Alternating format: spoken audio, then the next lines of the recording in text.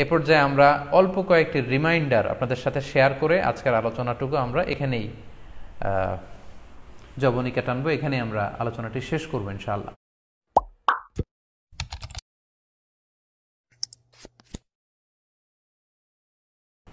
প্রথম যে রিমাইন্ডারটি আপনাদের সাথে আমি শেয়ার করতে চাই সেটি হচ্ছে, সম্মানিত সুধী, আমরা অনেকেই বাজার থেকে পশু আনার সময় বা কুরবানি করার সময় পশুর সাথে অনেক বেশি অমানবিক আচরণ করি। এতে করে কিন্তু আপনার কুরবানিটা, পুরো কুরবানির প্রক্রিয়াটাই প্রশ্নবিদ্ধ হয়ে যেতে পারে। তাই আজকের লাইভের মধ্য দিয়ে যারাই আপনারা যুক্ত হয়েছেন, আমি সবাইকে বলছি আমরা যাতে পশুর সাথে মানবিক আচরণ করি, কুরবানির পশুর সাথে এমন কোনো আচরণ যাতে না করি যাতে ওর কষ্ট না হয়, আমরা যেন এটা খেয়াল রাখি। বিশেষ করে জবাই করার আগে পশুকে ভালোভাবে রশি দিয়ে বেঁধে নেয়া এবং ছুরিটা, যেই ছুরি দিয়ে জবাই করা হবে সেটা খুব ধারালো থাকা। আল্লাহ রাসূল সাল্লাল্লাহু আলাইহি ওয়াসাল্লাম কিন্তু এই দিক নির্দেশনা আমাদেরকে দিয়েছেন। সুবহানাল্লাহ, ইসলাম যে কতটা চেক অ্যান্ড ব্যালেন্স, কতটা ভারসাম্যপূর্ণ জীবন বিধান। আল্লাহ রাসূল সাল্লাল্লাহু আলাইহি ওয়াসাল্লাম সহিহ মুসলিমের বর্ণনায় তিনি বলছেন, ইযা যাবাহতুম ফাআহসিনু যিবহা, তোমরা যখন জবাই করবে সেখানেও তোমরা ইহসান করো। কেননা আল্লাহ তাআলা সব জায়গায় ইহসানকে অবধারিত করেছেন। আমরা জীবনে যাই করব না কেন সেটা ইহসানের সাথে করতে হবে। তো পশুটাকে কিন্তু আমি জবাই করব, স্লটার করব, আল্লাহ রাসূল সাল্লাল্লাহু আলাইহি ওয়াসাল্লাম বললেন যখন স্লটার করবে, জবাই করবে, তখনও সেটার প্রতি ইহসান করে তোমরা জবাই করো না। ওয়াইদা যাবাহতুম ফাআহসিনু যিবহা, সেক্ষেত্রেও তোমরা সফট হার্টেড হও, সেটাকে ইহসানের সাথে জবাই করো। কিভাবে ইহসানের সাথে জবাই করবে? ওয়ালিয়ুহিদ্দা আহাদুকুম শাফরাতাহু ওয়ালিয়ুরিহ যাবিহাতাহু, তোমরা তোমাদের ছুরিটা খুব বেশি করে ধারালো করে নাও, যাতে করে খুব স্মুথলি স্লটারিংটা হয়ে যায়, খুব স্মুথলি কুরবানিটা তাড়াতাড়ি হয়ে যায়, যাতে প্রাণীটার কষ্ট না হয়। আমরা প্রায়ই আমাদের ব্যাখেয়ালে বা অবহেলাবশত কুরবানির পশু ট্রাক থেকে নামানো, হাট থেকে নিয়ে আসা, এমনভাবে আমরা কুরবানির পশুর সাথে ট্রিট করি, এতে করে কিন্তু অনেক অমানবিক আচরণ আমাদের দ্বারা প্রকাশ পেয়ে যায়। সো আমরা যদিও এটাকে জবাই করব, আমরা যেন ইহসানের সাথে জবাই করি, এই বিষয়টা যেন আমরা খেয়াল রাখি। এটা হচ্ছে প্রথম রিমাইন্ডার। দ্বিতীয় রিমাইন্ডার হচ্ছে, আমাদের দেশে প্রায় এটা ঘটে, জবাই করার পরে অনেক কসাইরা তাড়াতাড়ি এই পশুটার দেহ থেকে প্রাণ বের হয়ে যাওয়ার জন্য ছোট ছুরি দিয়ে জবাই করা প্রাণীটার গলার মধ্যে খোঁচা মারতে থাকে, গলায় বারবার খোঁচা মারতে থাকে। এটা কিন্তু ঠিক না। স্পাইনাল কর্ডে যদি আপনি জবাই করার পরে বারবার খোঁচা মারেন, তাহলে কিন্তু এই প্রাণীটার অপমৃত্যু হতে পারে, অর্থাৎ এটা স্বাভাবিক কোনো মৃত্যু নয়। স্বাভাবিক মৃত্যু হচ্ছে জবাই করে দেয়া, এবং ইসলাম এটাকে আমাদের জন্য বৈধ করেছেন। আমরা জানি যে পাশ্চাত্যে গরুর মাথায় বুলেট মারা হয়, অথবা ইলেকট্রিক্যাল শক দিয়ে ওটাকে হত্যা করা হয়, অথবা ভারী কোনো লোহার হাতুড়ি দিয়ে গরুর মাথায় আঘাত করে সেটাকে মারা হয়। কিন্তু ইসলাম এগুলোকে নিষেধ করেছে। ইসলামের বিধান হচ্ছে স্লটারিং করা, আপনি জবাই করে দিবেন।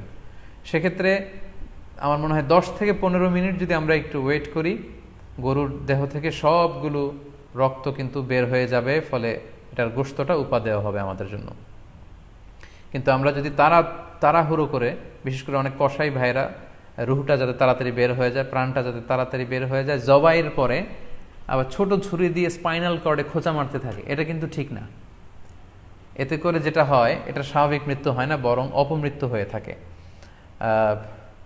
আমরা যখন কুরবানি করি তখন প্রাণীটার শ্বাসনালী এবং কণ্ঠনালী কেটে যায়, এবং তারপরে রক্তনালী, যেটাকে ইংরেজিতে বলে জুগুলার ভেইন, এই জুগুলার ভেইনটা যখন কেটে যায় তখন কিন্তু প্রাণীটা আর ব্যথা পায় না। গবেষণায় দেখা গিয়েছে যে যদিও আমরা দেখি যে প্রাণীটা খুব ছটফট করে, লাফালাফি করে, কিন্তু আসলে সে ব্যথা পায় না। জুগুলার ভেইন যখন কেটে ফেলে তখন ব্রেইন তাকে স্পাইনাল কর্ডের মাধ্যমে হার্টে সিগন্যাল দেয় আরও বেশি পাম্প করার জন্য, আরও বেশি রক্ত পাঠানোর জন্য। ফলে দেহের সবগুলো রক্ত গলার ওই কাটা জায়গা দিয়ে কিন্তু বের হয়ে যায়। কিন্তু ওই মুহূর্তে আপনি যখন ছোট ছুরি নিয়ে এটার স্পাইনাল কর্ডে খোঁচাখুচি করতে শুরু করেন, তখন কিন্তু এটার অপমৃত্যু ঘটে, এটার স্ট্রোক হতে পারে, এটা হার্ট অ্যাটাক করে মারা যেতে পারে। তাহলে সেটা কিন্তু স্বাভাবিকভাবে জবাইয়ের মধ্যে দিয়ে মৃত্যুবরণ করলো না, বরং হার্ট অ্যাটাক করে বা স্ট্রোক করে সেটা মারা গেল। তখন কিন্তু আপনার কুরবানিটা প্রশ্নবিদ্ধ হয়ে যেতে পারে। তো এই জন্য আমি সকলের কাছে অনুরোধ করব, আপনারা তাড়াহুড়ো না করে 10 থেকে 15 মিনিট একটু ওয়েট করেন জবাইয়ের পরে, এটাকে স্বাভাবিকভাবে, ন্যাচুরালি, প্রাকৃতিকভাবে এটার রুহটা বের হতে দিন। তা না হলে আমাদের কুরবানি কিন্তু প্রশ্নবিদ্ধ হয়ে যেতে পারে। 3 নম্বর রিমাইন্ডার হচ্ছে, আমাদের বাংলাদেশের অনেক জেলায় আমরা হিন্দু মুসলমান একসাথে থাকি। আমার কাছে নিউজ এসেছে যে অনেক জায়গায় অনেকে হিন্দুদের মন্দিরের সামনে কুরবানির গরু জবাই করে। এটা ঠিক না, কারণ আমরা জানি যে ওরা এই গরুর পূজা করে থাকে। সো আমরা এমন কিছু করব না যেটা ওদেরকে খুব বেশি কষ্ট দিবে। সো অনেকে শুনেছি যে উস্কানিমূলকভাবে তারা একটু দেখিয়ে দিতে চায় বা তাদের উপর প্রতিশোধ নিতে চায়, এরকম করে অনেক সময় হিন্দুদের বিভিন্ন গ্রামে মন্দিরের সামনে এই কুরবানির ব্যবস্থাপনা করা হয়। আমি বলবো যে আমরা এটা যাতে না করি।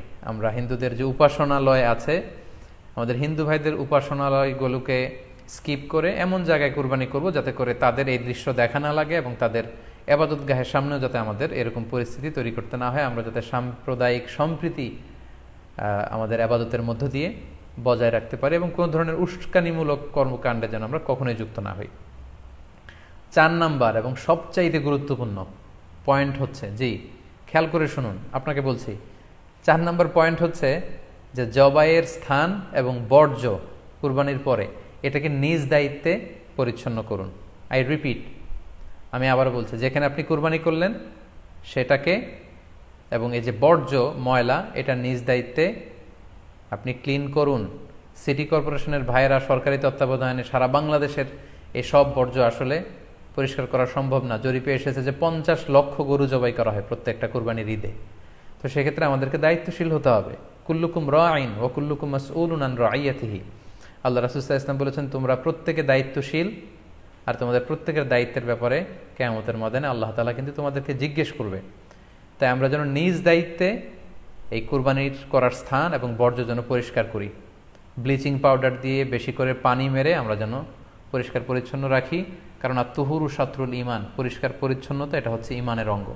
এই বিষয়টা জানে আমরা খুব গুরুত্বের সাথে নেই এবং নিজ নিজ কুরবানি আমরা যেখানে দিলাম সেই জায়গাটা যেন আমরা পরিষ্কার করি। বিশেষ করে বিভিন্ন সংস্থা যারা অনেক অনেক কুরবানি করবেন, ভলান্টিয়ারিলি বিভিন্ন কুরবানি করে কুরবানির গোশত বিতরণ করবেন, আপনারা এরকম ভলান্টিয়ারিলি ক্লিনলিনেস ক্যাম্পেইন করতে হবে যাতে কোনো ধরনের রক্ত, ময়লা, বর্জ্য, আবর্জনা না থাকে। এই ব্যাপারটাকে যেন আমরা খেয়াল রাখি। সর্বশেষ হচ্ছে, অনেকে জিজ্ঞেস করেন যে ফ্রিজে রাখা যাবে কিনা। জি, কুরবানির গোশত ফ্রিজে রাখা যাবে। ইবনে আব্বাস রাদিয়াল্লাহু তাআলা আনহুর মত অনুযায়ী 3 ভাগ করা উত্তম, তবে এটা আবশ্যক নয়। আপনি 1 ভাগ নিজে খাবেন, 1 ভাগ আত্মীয় স্বজন প্রতিবেশীদের দিবেন, আরেক ভাগ গরিব দুঃখীদের মাঝে বন্টন করে দিবেন, এটা উত্তম, কিন্তু এটা আবশ্যক নয়। পুরো গোশত যদি আপনার লেগে যায় আপনি ভোগ করতে পারেন, আর যদি আপনার কাছে অতিরিক্ত গোশত থাকে এটা আপনি আত্মীয়দের দান করুন, গরিব আত্মীয়দের আপনি উপহার দিন, গরিব মিসকিনদের, সুবিধা বঞ্চিত মানুষদেরকে আপনি এগুলো দান করুন। কারণ সূরাতুল হজ্জের 28 নম্বর আয়াতে আল্লাহ তাআলা বলেছেন, ফাকুলু মিনহা ওয়া আত'ইমুল বাঈসাল ফাকির, তোমরা কুরবানির এই গোশত নিজেরাও খাও এবং অভাবী লোকদেরকে দাও। এবং সহিহ বুখারীতে আল্লাহ রাসূল সাল্লাল্লাহু আলাইহি ওয়াসাল্লামের একটি বর্ণনা, আল্লাহ রাসূল সাল্লাল্লাহু আলাইহি ওয়াসাল্লাম বলেছেন, কুলু ওয়া আত'ইমু ওয়াদাখিরু, অর্থাৎ কুরবানির গোশত তোমরা খাও, ওয়া আত'ইমু মানে অন্যদের খাওয়াও, ওয়াদাখিরু এবং তোমরা এটাকে প্রিজার্ভ করে রাখো বা জমা করেও রাখতে পারো। অর্থাৎ আপনি চাইলে ফ্রিজে রাখতে পারবেন, আপনি পরবর্তীতে খেতে চাচ্ছেন আপনি রাখতে পারবেন ইনশাআল্লাহ। সো উত্তম হচ্ছে 3 ভাগ করে 1 ভাগ নিজে খাওয়া, 1 ভাগ আত্মীয় স্বজনদের, প্রতিবেশীদের দেয়া এবং 1 ভাগ অভাবী, সুবিধা বঞ্চিত, গরিব মিসকিনদের মাঝে বন্টন করে দেয়া। এবং অবশ্যই অবশ্যই যাদের সামর্থ্য আছে আপনারা বেশি বেশি কুরবানি করুন এবং এই কুরবানির মধ্য দিয়ে আমরা অনেক অনেক প্রান্তিক জনগোষ্ঠী, সুবিধা বঞ্চিত মানুষ, তাদের কাছে আমাদের সহায়তাগুলো পৌঁছে দিতে পারবো। সম্মানিত সুধী, আপনাদের সবাইকে আবারও শুকরিয়া জানাই, দীর্ঘ সময় নিয়ে আপনারা আমাদের লাইভ প্রোগ্রামটিতে জয়েন